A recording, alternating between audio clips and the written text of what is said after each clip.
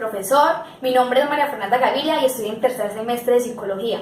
Bueno, en el día de hoy les voy a hablar sobre el diseño experimental y no experimental. Vamos a empezar con el diseño experimental. ¿Qué es? Bueno, el término experimental tiene al menos dos acepciones. La primera, que es general, y la segunda, que es particular. En la general se refiere a elegir o realizar una acción y después observar consecuencias.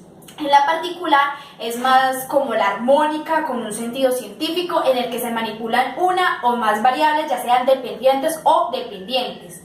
Entonces, Creswell y Reicher, que eran dos autores muy importantes, llaman a los experimentos estudios de intervención, porque un investigador genera una situación para tratar de explicar cómo afecta a quienes participan en la comparación con quienes lo hacen. Entonces, aparecen también algunos ejemplos de las variables dependientes y dependientes, independientes y dependientes. Pues les voy a decir dos que son muy fáciles de entender. El primero es un tratamiento psicológico. ¿Qué es lo que hace el tratamiento psicológico? Pues tratar ya sea la depresión, la ansiedad, la agresividad. Y en el tratamiento médico, ¿qué es lo que hace? Pues mejora ya sea la artritis, la diabetes, cualquier enfermedad que tenga el paciente. Bueno, entonces, los diseños experimentales se utilizan cuando el investigador pretende establecer un posible efecto de causa que se manipula. Y además aparecen varios requisitos de un experimento. Vamos a decir el primero. Es la manipulación intencional de más variables independientes. Entonces, la variable dependiente se representa con la letra Y, y la independiente con la letra X. Entonces, aparece también el segundo requisito, que consiste en medir el efecto de la variable dependiente y la dependiente. Es decir, que estos son muy importantes para poder que el investigador pueda adquirir más conocimiento a la hora de aplicar estos estudios.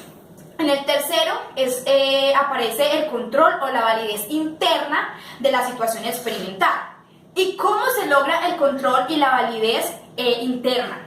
Bueno, se requiere de tres pasos. Bueno, el primero, que son varios grupos de comparación, dos como mínimo. El segundo equivale pues a los grupos en todo, excepto la manipulación de las variables independientes. Además aparece también la simbología de los diseños experimentales, los preexperimentos y los experimentos puros.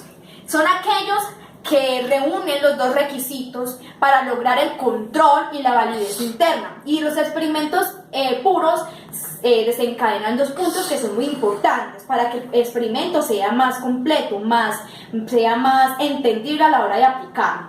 Bueno, en el primero aparecen los grupos de comparación, o sea, las variables. Y en el segundo, que es la equivalencia de los grupos.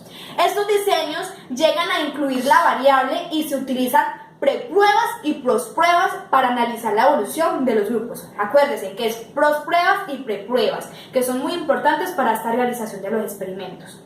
Entonces, antes y después del tratamiento experimental, se utilizan, aparecen también los diseños de grupos, como los de Solomon, diseños experimentales, diseños cronológicos múltiples, diseños factoriales, diseños cuasi experimentos.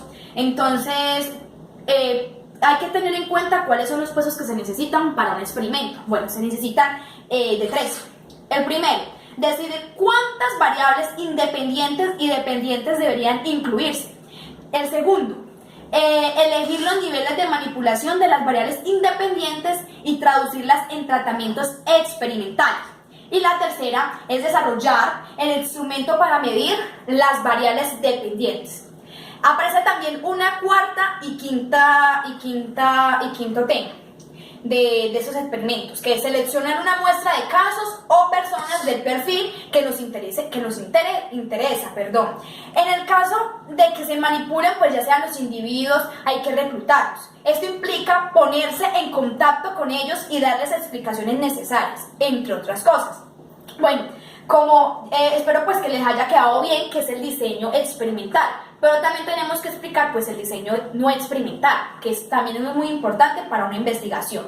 Entonces, lo que hace el experimento el diseño no experimental es observar los fenómenos tal como se dan en su contexto natural para analizarlos.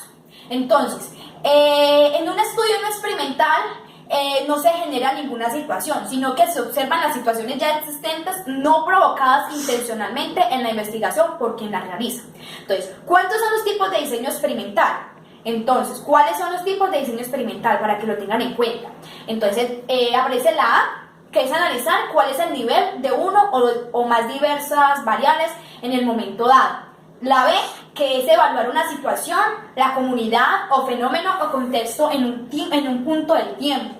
Y la C, que es determinar o ubicar cuál es la relación entre un conjunto de variables a un momento.